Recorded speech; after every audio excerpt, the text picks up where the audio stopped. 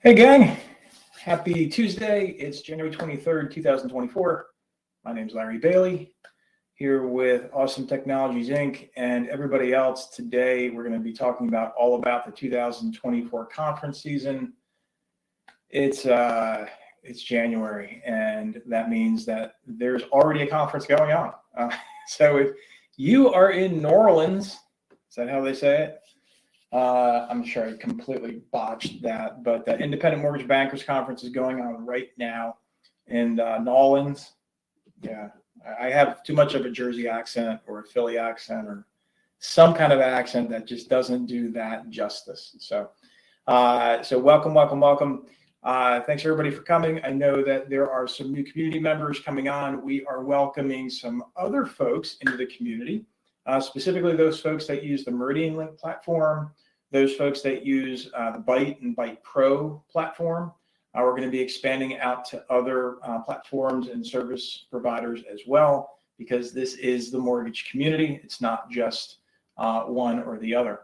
And then also, coincidentally enough, this week I talked to two different prospective clients who are leaving the Encompass platform. And so that's an interesting perspective. So as anybody has any questions, again, this is a community call. So as you have any questions, Danielle, I know you had posted some stuff on the community earlier, so I hope you got your questions answered. But if anybody wants to come up on the stage, virtual stage, whether it's audio only or audio and video, that's up to you, and ask any questions, please do. If you don't feel like doing that, totally fine. You can just use the chat function there and we can talk. So, hopefully everybody's doing okay. I know the weather has been incredibly dangerous over the last couple of weeks across the country. So I hope everyone is doing all right. Danielle, asking questions is normal. Not asking questions is sometimes the dumb thing. And so Katie said it perfectly. There's no dummies here. Listen. How many people knew that there was an action for geocode? I didn't. Otherwise, I would have said that to Amy instead of having to wait for Jody to remember that there's a freaking action for geocode. So it's all learning. There's only a bajillion things to remember, Danielle. So unless you're ChatGPT, you're like the rest of us. We're all human. So in any event, I just found out some really cool news. I'm going to be doing some traveling this year. I'm going to be flying right over the flyover states, going out to LA for the Lenders One conference, which is March 3rd to March 6th. If you or anybody is going out to Lenders One conference and would like to catch up, let me know. I think we have a booth. Honestly, I'm finding this out on the fly. So we were kind of going, maybe not going, maybe are going. Now we're going. So we're going to be out there. And for all those that are going to the Encompass experience, that is, of course, on the 18th to 20th. I'll be flying out there on the 17th, that Sunday. Obviously, we'll have a booth for booth 520 on the floor. We're going to be talking a lot about that leading up to the show, about what we're talking about there, and all the stuff that I think are important. Things that are important to talk about. I'm also planning a scavenger hunt kind of fun event for you to participate in if you want during the show. And the things that we're scavenging up around are things to talk about in the wrap-up show. So the theme for the wrap-up, of course, is all the automation, things that are possible and things that are practical. Earlier today, I worked up a scope for a client. It's a TPO client, and they wanted the ability to automatically retrieve disclosures and get them into the e-folder and auto assign. And so that's an automation that's pretty cool. And so we scoped it out. We can get that thing delivered, which is why I love being with ATI, because I can literally imagine stuff, and my dev team is like, yeah, we can do that. So that's what we're going to be talking about at the shows, and that's what we're going to be talking about the wrap-up show. The automation piece. So getting into that, does anyone have any questions that they want to talk about, talk through, bring up, things they heard someplace else, things that they want to double check? I'm staring at the chat. Lube is going to have some fun with the scavenger hunt. I hope so, Lube. I imagine it's going to be like a worksheet. I still don't know if it's going to be virtual or not. I imagine it will be something we can put on our phones, like a website or something. But it's going to be like, look for this or document that, or, what'd you think of this, or what, which one do you like, or which one didn't you like? So that way we can kind of build up a conversation for the wrap-up show without having to scribble notes in some place that we don't know where we put it, or but is there a winner? Katie, there's always a winner, and it's probably going to be you, because you're a winner. I don't know. I imagine that all of us together, Amy, I think your keyboard kind of glitched. You typed she's a wiener. John says there's got to be a way you can leverage the community for that, since it has a phone app. Maybe. I'm thinking that, John. I'm figuring it out. There's a lot going on. So, John, if you want to be my community advocate for the scavenger hunt and figure it out, maybe I'll recruit you. You could be my experience advocate on how to build a scavenger hunt portion space for the thing. Anyway, listen. Today is. Thank you very much, John. I'll take that volunteer as a yes, and I will follow up with you. So who's going to shows, right? Besides, and every week I think we seem to joke about this, but besides to going to basement for a show, who's going to? There goes a cat. Who's going to any events, any trade shows this year? And they might be regional. There's actually a list I put. I'm going to paste the list into the wrap-up recording for today. But there's pretty much one that you can find anywhere, anytime to go to. And the truth of it is, I don't go to many. Like over the years, I typically went to the big ones. I'm in Jersey, so I usually had like some big, I usually had 2 or 3 that I could go to. But I'm pretty much a homebody. And it's mostly because I'm just busy doing work. Like I don't have the time. The experience, the Encompass experience, now known as ICE experience, we make time for that, obviously, because it's always been Encompass. But there's a lot of things that are happening that are beyond the sphere of our technology, or even beyond our own company. Like recently, there was a delegation that went down to Washington, D.C. from New Jersey. It was coordinated through Lenders One Group. It involved Matt Van Fossen from the big POS. And there was somebody else in there who I just totally forgot. Len Patton is who the rep was at Lenders One. I've known Len, God, for like ever, like literally forever. And so I'm glad to see he's like leading up some of these delegations. And I don't necessarily mean you have to go in some kind of an advocacy thing, but the list that I put out there, like in February, there's an MBA servicing solutions. So show of hands, like is anybody not involved in your MBA? Mortgage Bankers Association, or your National Mortgage Brokers Association, or Association of Brokers, you're an AMB. There's also some additional groups that support minority groups in the workplace. So Lube, you said the company's involved with MBA. Candace says, all I know at this point is experience. Who knows what else my new employer will want to start Monday. Hey, congratulations, Candace, on that. Candace is starting a new opportunity, so congrats to Candace for that. But I would encourage you, there's a list, and some of these things are expensive, right? Some of these things require a budget. The Encompass experience, or the ICE experience, is no small investment. But there are, again, these regional events that can be pretty convenient and cost-effective. And that's going to lead me up to something here as we get to it. But Kirsten says, we're part of the Lenders One and the California MBA. We have our management team rotate through attendance. Hey, Kirsten, are you going to be at the Lenders One by chance? If you are, I hope we can catch up. That would be kind of cool. I've actually never physically spent much time in California. Truthfully, I've flown through there a bajillion times on my way over to Hawaii, but not actually spent much time. Well, that's not true. When I was working at Ellie Mae, I spent some time up in there, and some time over in San Francisco. That was kind of cool. Went over to the pier and saw where where that house. Anyway, So as you go through these events, another one that comes up that again is interesting to me is the secondary one and the compliance one. So this year is obviously it's a big year for secondary.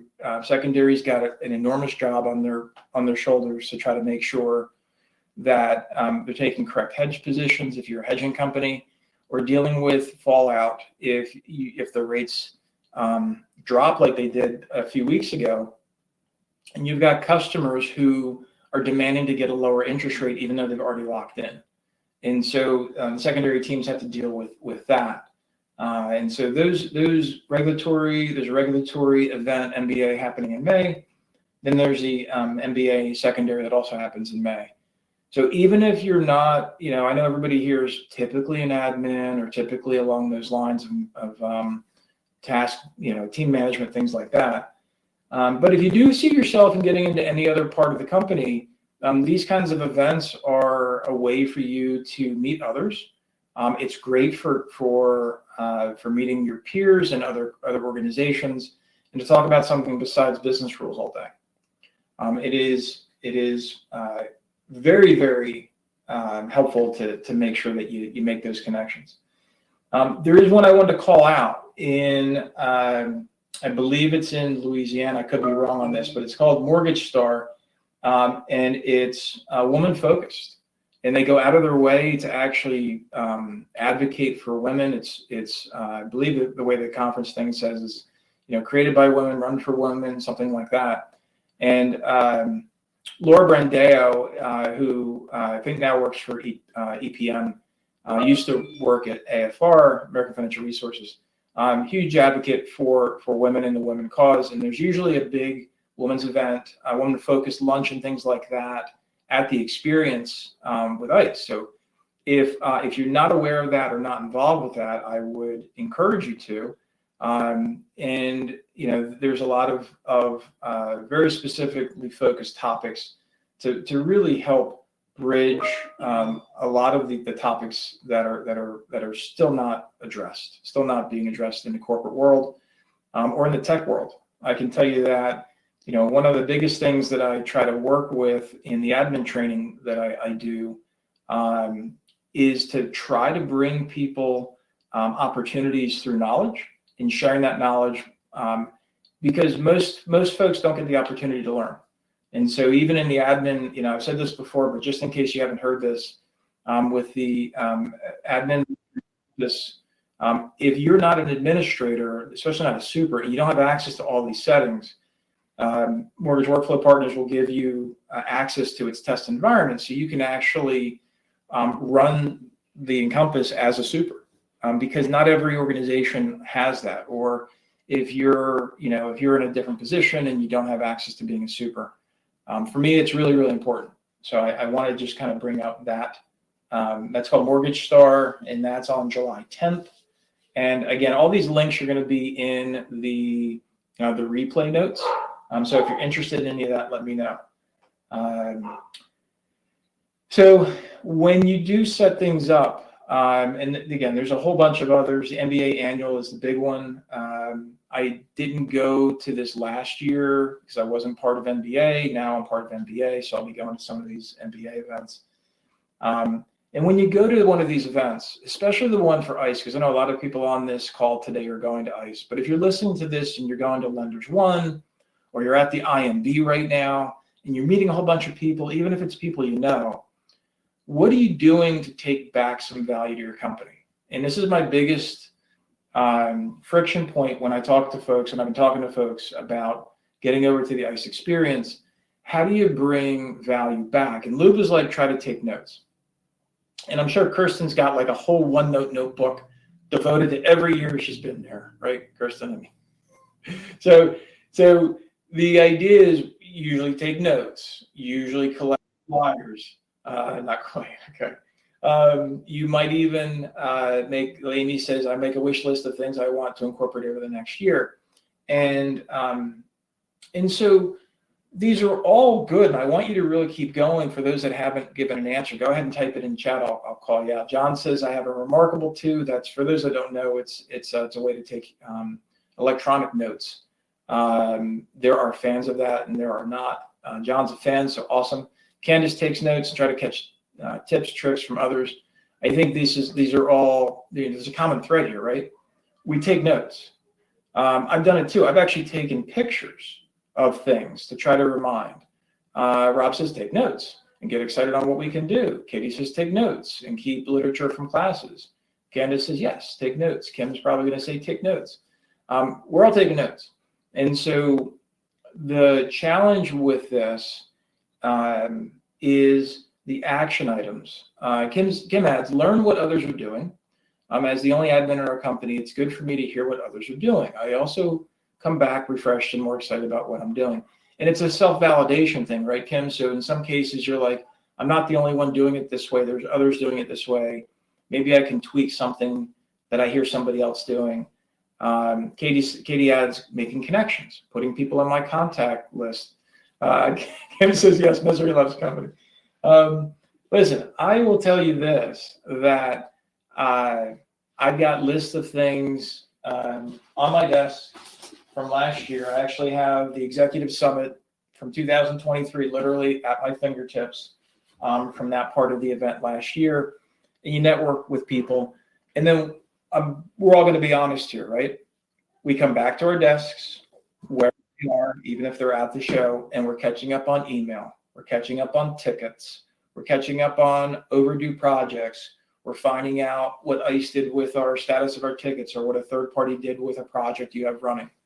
Or when we go back to our homes, we go back to our personal lives because we put those on hold for a couple of days to go out and collaborate with each other. And so the reality is this momentum that you have coming out from the notes and everything else, if you don't actually set a date of what you're going to do, if you don't actually distill what you're going to do into something that you're going to do by a certain time, I guarantee it won't get done. Guarantee it. Just like if you come back with the coolest thing you ever saw, like you saw ATI give this whole demo on this whole thing of how we automate initial disclosures as well as retrieving the disclosures into eFold. You're like, dude, this is the best thing ever. But that's not in alignment with the investment your company wants to make. You think it's great, but your business is like, not today. How do you track that moving forward? What do you do to get that not lost? Again, I was kind of fooling around with making a comment earlier to Kirsten about OneNote, but you have an opportunity within yourself to whatever it is that you're using. But I would fully encourage you to create each one of those things that you think is important as a lead for yourself.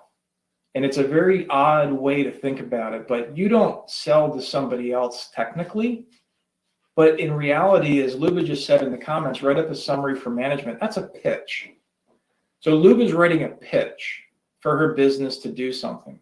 And if you don't know already, I'm big fans of 37 Signals, which is the company who produces Basecamp. And they only put out a few books. One of the ones that I've read over and over is called Shape Up. It's free. I think I put the PDF on here somewhere, but if you go to 37signals.com, you can look up Shape Up. And Shape Up's philosophy is the sequence, and you can read all about it, but one of them is pitching. And so where Amy says it's always a pitch to try to get these things the way you want them to do in the system, what I want you to frame is if you see the cool thing at whatever trade show, whether it's in person rather, or on virtual or recording, or you're going back and you're reading your notes, I want you to write yourself a pitch for why you would spend your own money on that. Like, why should you expect a company to spend their money if you won't spend your own money? And the reason why I put it this way is because when you evaluate things in your own money, with your own pitch, with your own list of when you want to get things done, it becomes a passion. And it also becomes reasonable. If you're willing to take your money out for this thing, that means that you've subscribed to it, you believe in it, and you can probably convince somebody else to do it if they subscribe to your values and your timing. So that's kind of the big thing I wanted to really talk about today. Has anybody ever done that? Have you ever Luba says she writes up a summary, but do you go in, Luba, I'm curious, do you go in with a pitch to say, hey, listen, here's this thing that I want to get. Here's how much it's going to cost. Here's what the values we're going to get from it. And this is when we should do it by.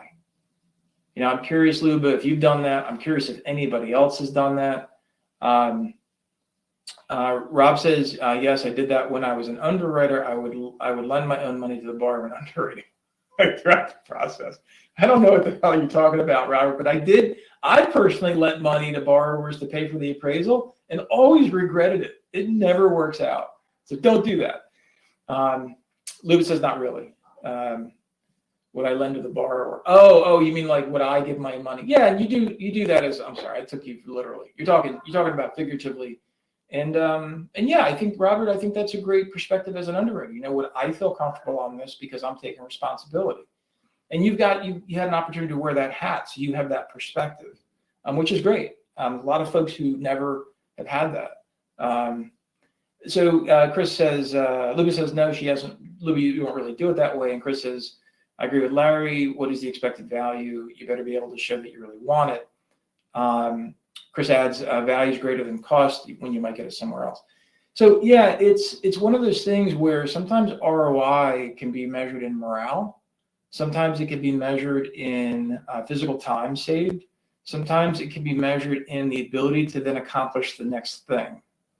And so when you're out there looking at these trade shows and you're seeing things that are happening and you're seeing what somebody else is doing, I think a really good example that's low cost is an input form, right? Let's say you go to a trade show and you see somebody else has got a really cool input form, whatever it's doing. And you're like, oh, dude, that thing is sick. That would be great. And you touch base with them and you actually get it from them. They share it with you, right? So what's the cost? Well, the cost is the change. So when you go get that, it's what's the cost? Well, the cost is the change management and all the other things it's going to affect. Well, what's the value? The value is maybe improved speed for the teams leveraging that instead of whatever else they're doing now. Maybe the value is in recruiting. One of the folks that I know I've talked about before, but it's Chris Mace. Mace has got this really phenomenal, unique, novel way to present things that are not right in your Encompass environment called workflow. And we're going to be doing a recorded session and putting it on the community so you can check it out if you like. But one of the greatest values of that for me as ATI is I can have a client put that product into their environment, into their Encompass environment, and they can blow through their process and deliver a file that's ready for automated disclosures in a way that takes all of the pressure off of ATI and the client, admin, to figure out when the business wants these automated disclosures to go out. So, the cost of that is something greater than zero, but the value is to allow that company to get over the hump of how are we going to be sure that the automated disclosures that ATI is sending out is actually going to be acceptable. And so sometimes the things that you find aren't necessarily exclusively important to that thing. Sometimes they're impactful to others down the road. So I wanted to really, these kind of talks on every Tuesday, I bring over ideas and I bring over concepts for conversation, which is what you guys always do. So thank you. But it's also to kind of get your minds open. One of the things that I'm super thrilled about 2024 is to expose everybody in here who's typically used to just talking about Encompass. I want to expand that horizon. I want you to really understand what's also happening with other LOS platforms and where some of the things are. I got feedback from Raul Baptiste, who's head of our custom development team. And yesterday, we were talking about the API structure of Encompass and the API structure of other LOSs. And the amount of APIs that are being open and developed for full access to do whatever the hell you want that makes sense for your business in Encompass is orders of magnitude higher and more available than other LOS platforms in the same range. Now, it goes to exclude any proprietary, like custom developed possible LOSs, but we're talking about big names that you would know.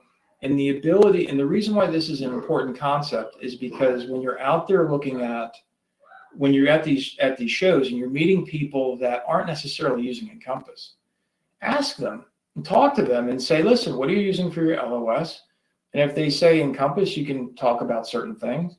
But if they don't say Encompass, say, well, how do you solve for this? How do you do that? And what you're going to find, historically speaking, is it's all about workflow first. And then you're going to get to talk about, well, how does the technology work? Is the technology built into the software, or is it plugged in from an outside source? And when you find that information, when you take those notes, make a pitch list. Come back to yourself, come back to your space, write up what you think is important. As we talked about earlier, figure out what that's going to cost roughly. Figure out if you would spend your own money on that and why, and then make the pitch to your company. And so, going to experience, I'll wrap up on this. Going to experience for the show, a lot of people say their companies don't have budget for that. To which I say, then they don't really see the value in going. It's not that they don't have the money. Unless the company's going out of business, they've got the money. What they don't want to do is just spend the money to send you to Vegas to have a good time. They want to know what the heck you're going to do for their money. So if you haven't gotten approval to go yet, tell them that if you make the decision to go now, you're going to save $500 or $600 something dollars just in the attendance, because you'll get the early bird special and you'll get the discount code if we are have a relationship together and we're a mutual client of ICE, which of course we are. So I can get you the discount code if you haven't already gotten it from me and used it. So if you wait till February 1st, you're going to lose part of that.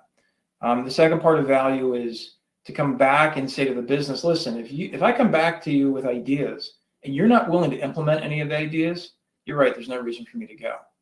But business, if you want me to come back with ideas and you want me to help you make the business better, I'll do that, but you've got to give me an opportunity to go and get something to come back for. And that's what today was really all about. There's a ton of conferences to go to all year. You could spend every month you can go somewhere if you have unlimited budget and unlimited resources. And what I was hoping you do is I'll post a list up, check them out. I'd love to hear back from anybody who's going to any one of these conferences. If you're watching this on replay, I'd love to hear where you went, how was it, what did you figure out, and then what were the valuable things that you took back? And then as a follow-up, did you get any of that stuff done? And for those that are going to experience, especially for those that are part of the wrap-up, I want to have this conversation on an ongoing basis. If you're interested, right? I'd love to find out what you're doing, where you're seeing the value, because there's a ton of things that are changing in 2024 with Encompass, and I want to make sure that you're taking advantage of every single one of them. So, anybody have any other questions, comments, thoughts, conferences that you are trying to get to, or even if they're local, anything like that? So, if not, like I said, not a big deal. These things can tend to come and go. I think every month, like I said, there's one to go to. So find one that works for you and get there, make connections, make your list, and then do something. I think that's a good place to end. You guys don't have anything else? I'm looking for the chat. I don't see any other comments, which is totally fine. I always appreciate you coming. John, I'll hit you up for scavenger hunt work. And you guys have a good rest of your day. Enjoy. Be safe. See ya. Bye-bye. You're welcome, everybody. Thanks for coming. We'll see you next week.